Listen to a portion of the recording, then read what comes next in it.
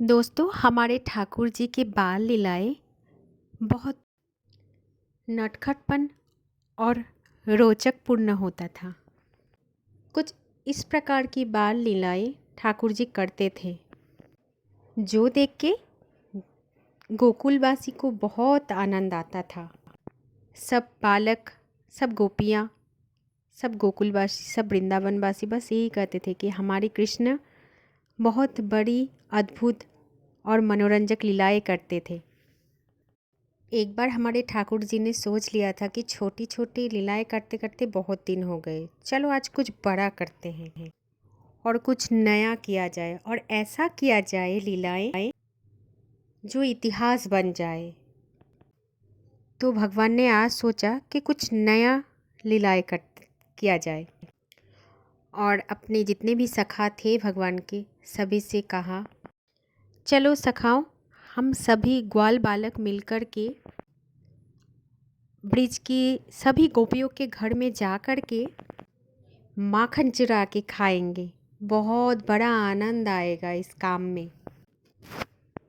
तब ग्वाल बालक भी राजी हो गए और कृष्णा से बोले कि कान्हा, तुम्हें क्या ये पता है, अगर चोरी करते वक्त कोई भी गोपियाँ हमें पकड़ लिए तो क्या होगा? लाला हम सबको ऐसी मार मारेगी गोपियों ने।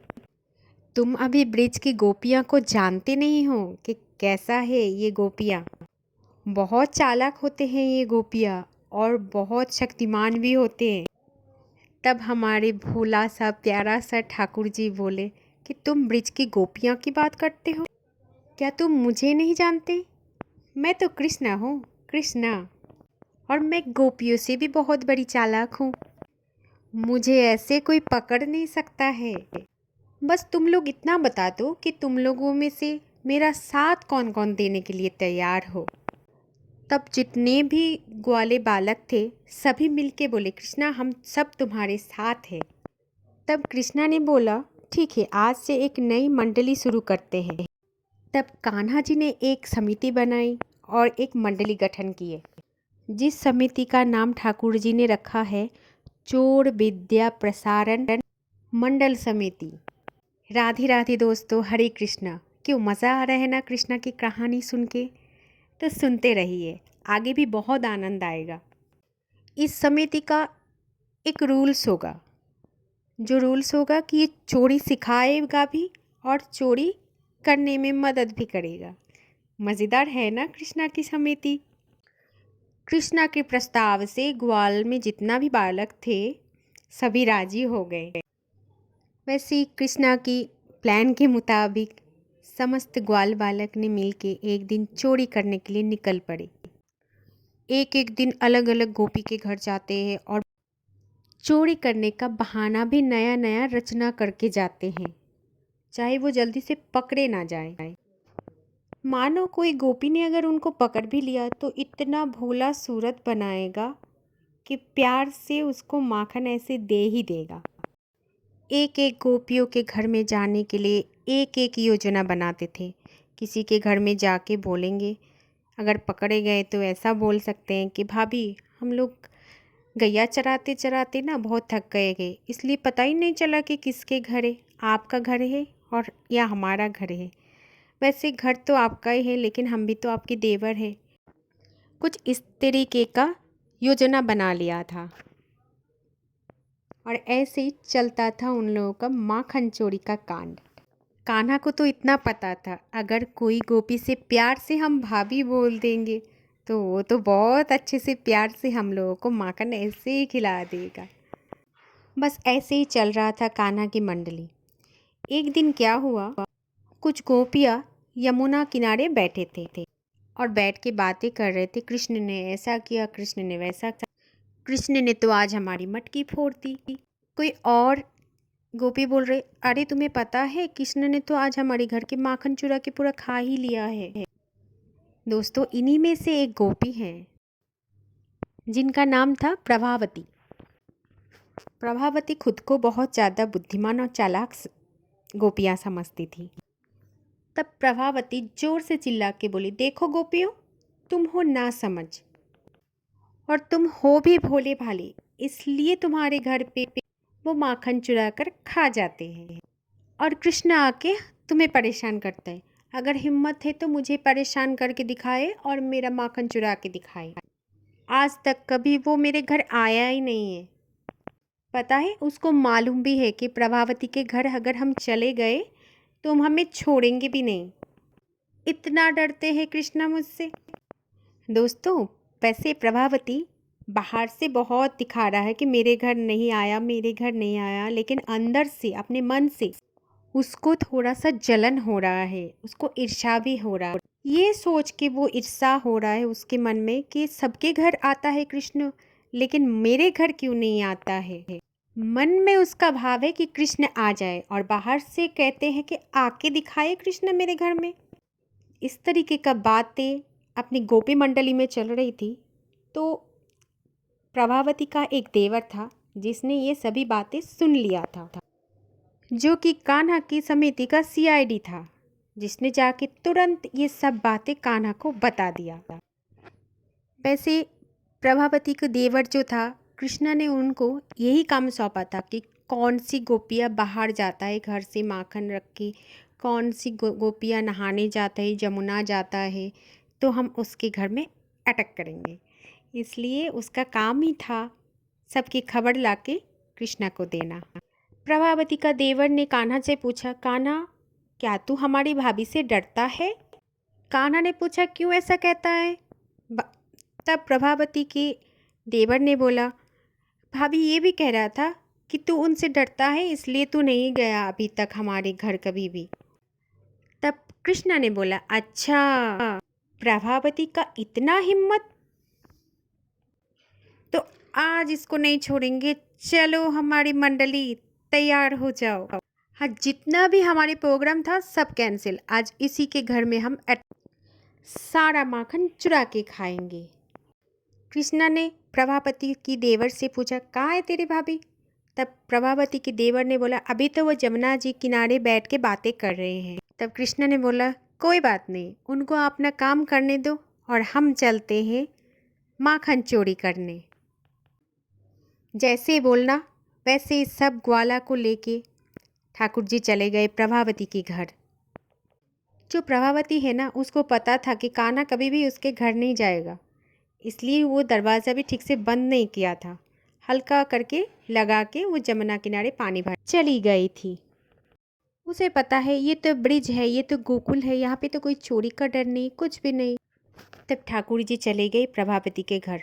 दरवाज़ा खोला और जितने भी ग्वाल बालक थे उन सभी को बोला कि चलो ग्वाल बालो हो जाओ शुरू।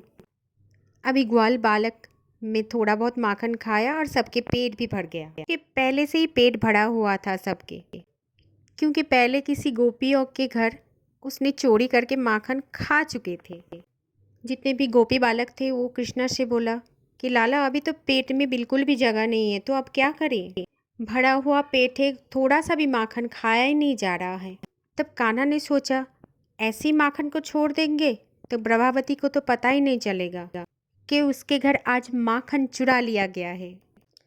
अब क्या करें? बहुत टेंशन में हो गए सभी। तब ठाकुर जी बोले, चलो एक काम करते हैं। बोले, हमारी जो ये प्रभावती चाची जो है, ये घर में अकेले रहते और इनका काम बहुत होता, तो इनका घर का साफ सफाई पूरा अकेले से ये नहीं कर पाते। चलो आज हम इनके घर का साफ सफाई कर देते हैं।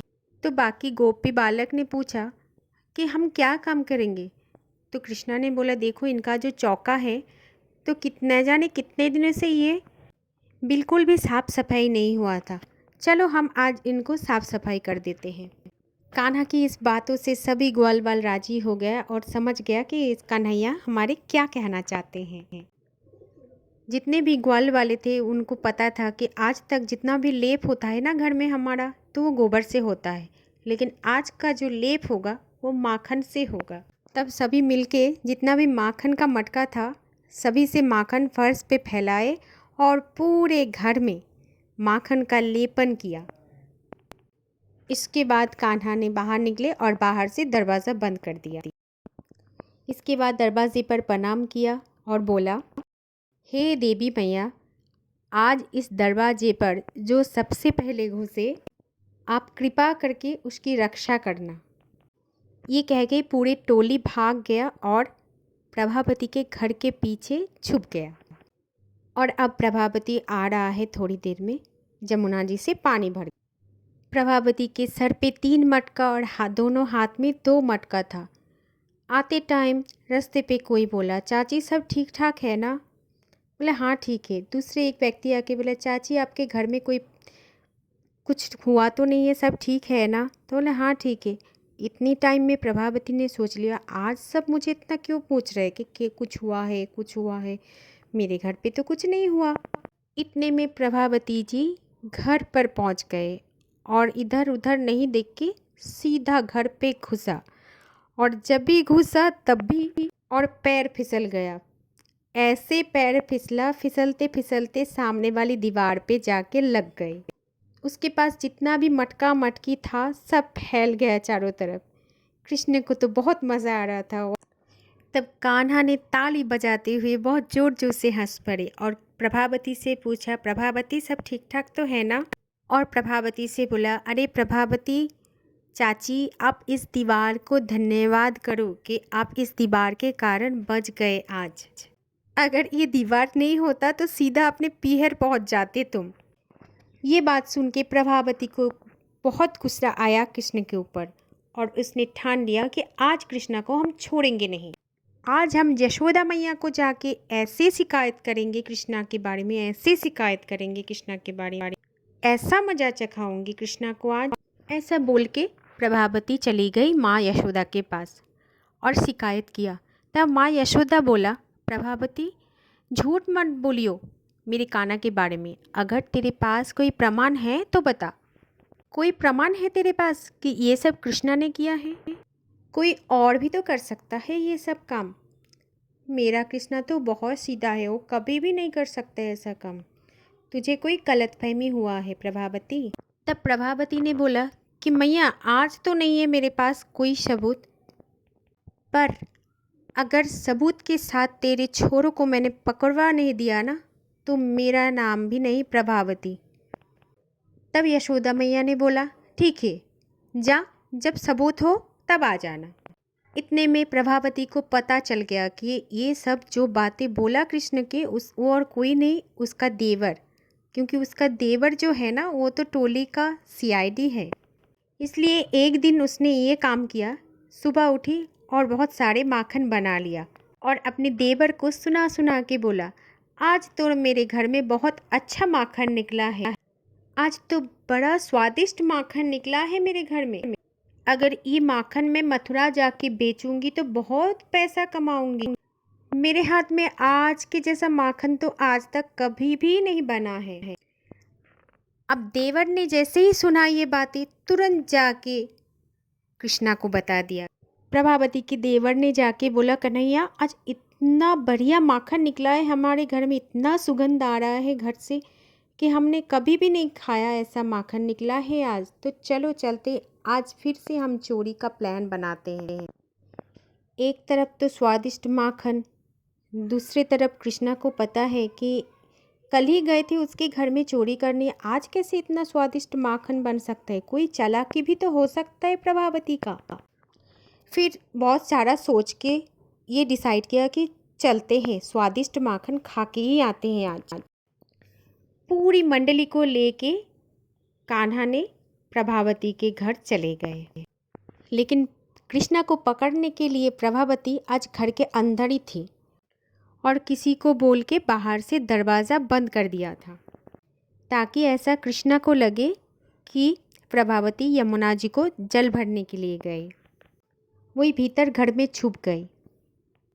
प्रभावती ने तो एक और काम करके रखा था, जहाँ पे मक्खन की मटकी लगा के रखी थी वहीं पे एक घंटी भी बांध दिए, क्योंकि उसको पता चले कि अब कृष्णा आ गया मक्खन खाने के लिए। क्योंकि प्रभावती को इतना तो पता था कि अगर कन्हैया आएगा और मक्खन की मटकी को पकड़ेगा, हिलेगी डुलेगी तो घंटी ज़रूर बजेगी, और घंटी जब बजेगी तो इतना पता चल जाएगा कि कन्हैया अब आ गया है और हम उसे पकड़ लेंगे और यशोदा मैया के पास लेके जाएंगे।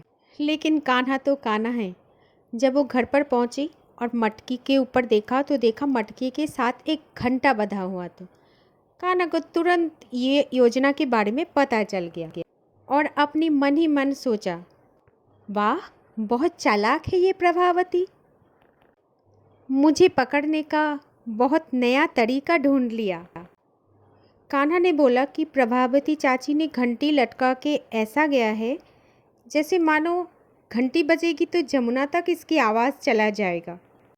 तब कान्हा सोचते हैं, कोई बात नहीं, आज हम घंटी को थोड़ा सुला देते हैं।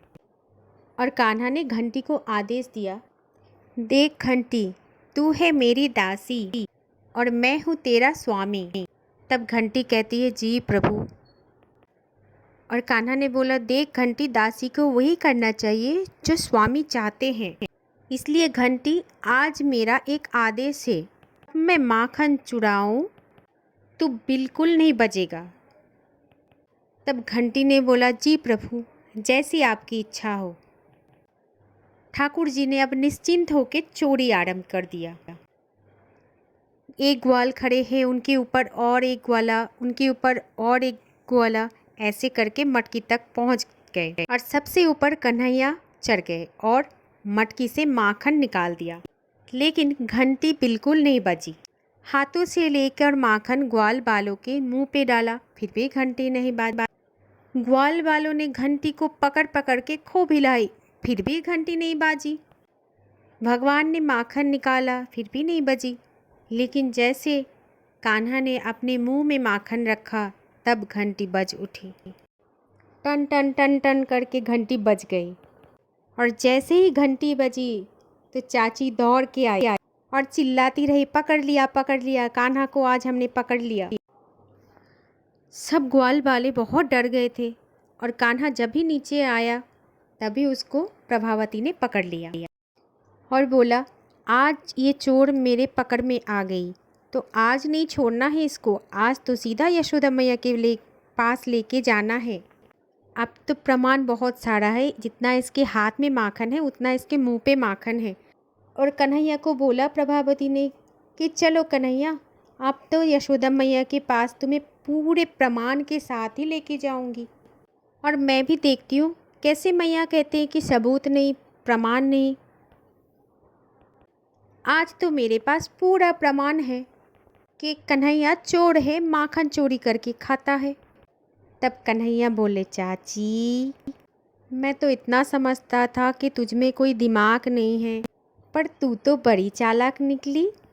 अच्छा, अभी तो तू मुझे मैया के पास लेके जाएगी? तो प्रभावती ने बोला, हाँ, अभी मैं तुम्हें मैया के पास लेके जाऊंगी।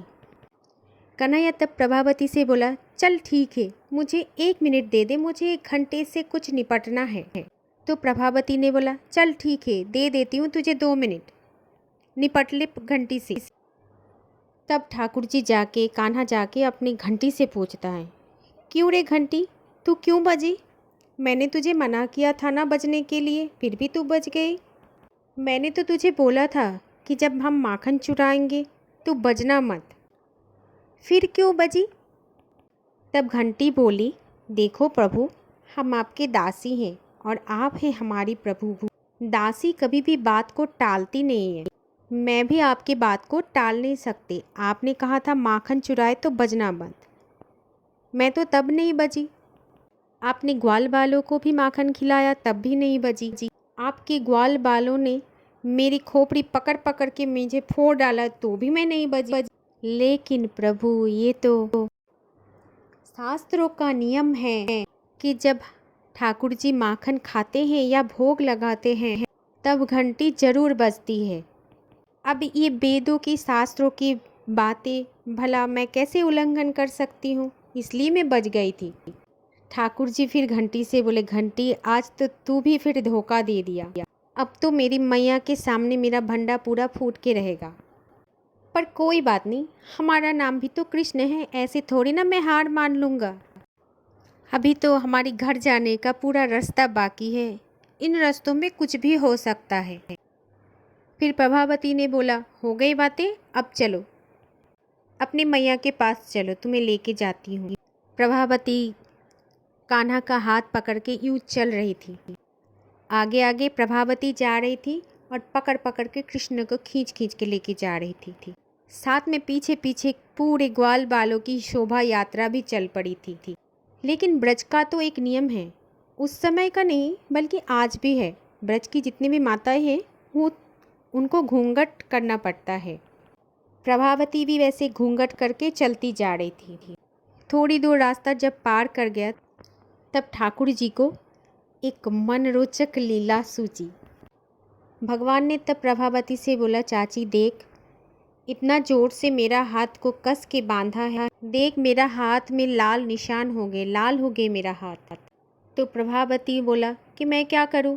तो कान्हा बोला, देख चाची, इतना निर्दय बनना अच्छा नहीं होता, मैं तो छोटा बालक हूँ, इतनी तो कृपा कर दे, बस इस हाथ को छोड़ के मेरा दूसरा वाला हाथ पकड़ ले, तो हमको भी थोड़ी तसल्ली हो जाएगी और मेरा हाथ का दर्द भी थोड़ा कम हो जाएगा। तब प्रभावती बोला, चल अच्छा ठीक है, ला दूसरा हाथ। तब कान्हा ने क्या किया, पीछे जो शोभा यात्रा चल रही थी उसमें सबसे आगे इसका देवर चल रहा था। कान्हा ने उसी का हाथ प्रभावती को पकड़ा दिया। फिर प्रभावती को बोला, चाची अब हाथ पकड़ लिया, अब चलो। प्रभावती को तो कुछ नहीं दिख रहा है क्योंकि वो तो घूंघट में है। वो किसका छोड़ के किसका हाथ पकड़ लिया कुछ भी पता नहीं चल रहा है, बस चलते जा रहे नंद महल तक। इधर कान्हा दौड़ के गए और अपनी माँ के पास छुप गए और यशोदा मैया से बोलती कि मैया आप हमसे बहुत प्यार करती हो ना। तब मैया बोलती कि हाँ मैं बहुत प्यार करती हूँ लल्ला तुझसे, पर मैया ये ब्रिज की गोपी हमेशा मुझे चोर चोर करके चिल्लाता है और ये हमको बिल्कुल नहीं भाता है मैया। तब मैया बोली कि क्या हुआ, कहने दो, मुझे कोई लेना देना नहीं है इससे, मुझे बस इतना पता है कि मेरा लल्ला चोर नहीं है।